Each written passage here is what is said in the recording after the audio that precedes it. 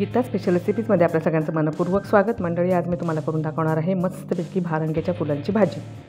ही आहेत भारंगीची फुले आणि आता ही साफ करून घेणार आहे मी। अशा पद्धतीने मी फुलं साफ करून घेतलेली आहेत। याच्यामध्ये फुललेली फुलं आणि कळ्या अशा आहेत, तर मी कळ्याही घेतलेल्या आहेत आणि फुलेही घेतलेली आहेत। या कळ्या आहेत। याच्यामध्ये कडक अशी फळेही असतात, ती फळे आपण घ्यायची नाही आहेत, ती अशा पद्धतीने दिसतात। ही बघू शकता तुम्ही, कडक असतात आणि हे आपण काढून टाकायचे आहेत, कारण हे प्रचंड कडू असतात। अगदी छोट्यातलं छोटं जरी फळ या भाजीमध्ये आलं तरी संपूर्ण भाजी कडू होते। त्याच्यामुळे खूप व्यवस्थित ही भाजी निवडून घ्यायची असते। मी व्यवस्थित भाजी निवडून घेतलेली आहे आणि हे सुद्धा जे दिसतंय हे सुद्धा काढून टाकावं लागतं। फक्त फुलं आणि कळ्या एवढंच घ्यायचं।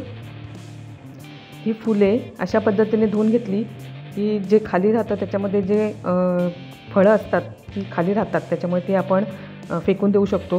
जर अगदी छोटंसं फळ कुठे असेल तर ते निघून जाईल। अशा पद्धतीने ही अशी 2-4 वेळा छान धुवून घ्यायची आणि मग आपण ती चिरायची वगैरे नाही आहे, ती अशीच आपण फोडणीला घालणार आहोत।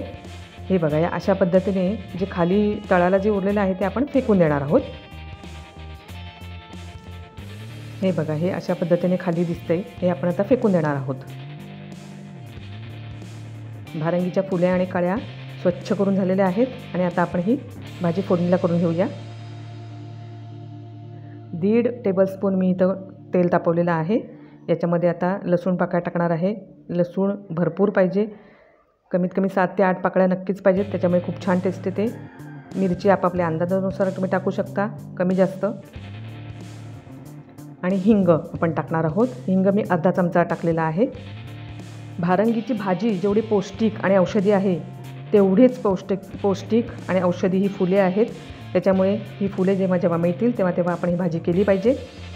कांदा मी मध्यम आकाराचा एक बारीक चिरून घेतलेला आहे। कांदा जितका जास्त तितकी भाजी आणखीन छान होते।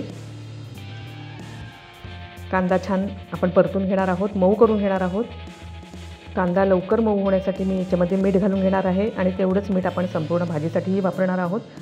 या व्यतिरिक्त मीठ आपण वापरायचं नाही, भाजी खारट होऊ शकते।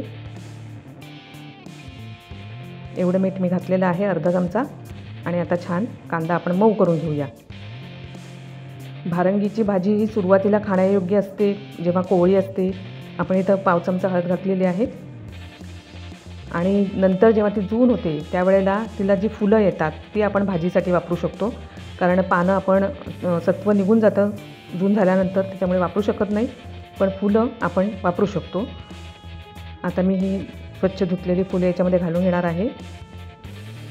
याच्यामध्ये तुम्ही आवडीनुसार चणा डाळ वापरू शकता, मूग डाळ वापरू शकता, भिजत घालायची आणि ती याच्यामध्ये आपण वापरायची। खूप छान मस्त टेस्टी आहे भाजी। ही भाजी आता आपण छान परतून घेऊया। ही भाजी व्हायलाही वेळ लागत नाही, फुलं शिजायला जास्त वेळ लागत नाही, जेमतेम 10 ते 15 मिनिटात आपली भाजी तयार होते। आणि भाजी कुठलीही तयार केल्यानंतर लगेचच ताटात वाढून घ्यायची, म्हणजे जरी अगदी तुम्हाला उशीर होणार असेल तरी पण पुन्हा गरम करायची नाही। जशी आपण शिजवून ठेवलेली आहे तशीच ती ताटात वाढून घ्यायची, यामुळे तिचे सत्व जे असतात ते सगळे आपल्याला मिळतात। भाजी व्यवस्थित परतून झालेली आहे आणि याच्यावरती आता आपण झाकण ठेवणार आहोत आणि मंद गॅसवर 15 मिनटं आपण छान शिजवून घेणार आहोत। 15 मिनटं झालेली आहेत आणि तुम्ही बघू शकता भाजी आपली मस्त शिजलेली आहे, तयार झालेली आहे। याच्यामध्ये आता मी ओलं खोबरं घालणार आहे। ओल्या खोबऱ्याने भाजीची टेस्ट अजून वाढते। या भारंगीच्या फुलाची तुम्ही वडेही करू शकता किंवा इतर कुठल्याही तुम्ही पद्धतीने या फुलांचा तुम्ही वापर करू शकता। आता आपली भाजी तयार झालेली आहे। मस्तपैकी तांदळाच्या भाकरीबरोबर किंवा नाचणी ज्वारीच्या भाकरीबरोबर कशाबरोबर खा, अतिशय सुंदर, टेस्टी, पौष्टिक अशी भारंगीच्या फुलांची भाजी तयार आहे। मंडळी, तुम्हाला जर ही भारंगीच्या फुलांची भाजी आवडली असेल तर व्हिडिओला लाईक करा, शेअर करा आणि सर्वात महत्त्वाचं म्हणजे चॅनेलला सबस्क्राईब करा, यामुळे माझ्या नवीन व्हिडिओचं नोटिफिकेशन तुम्हाला लगेचच मिळेल। भेटूया पुन्हा माझ्या नवीन स्पेशल रेसिपीचं गीता स्पेशल रेसिपीजमध्ये। धन्यवाद।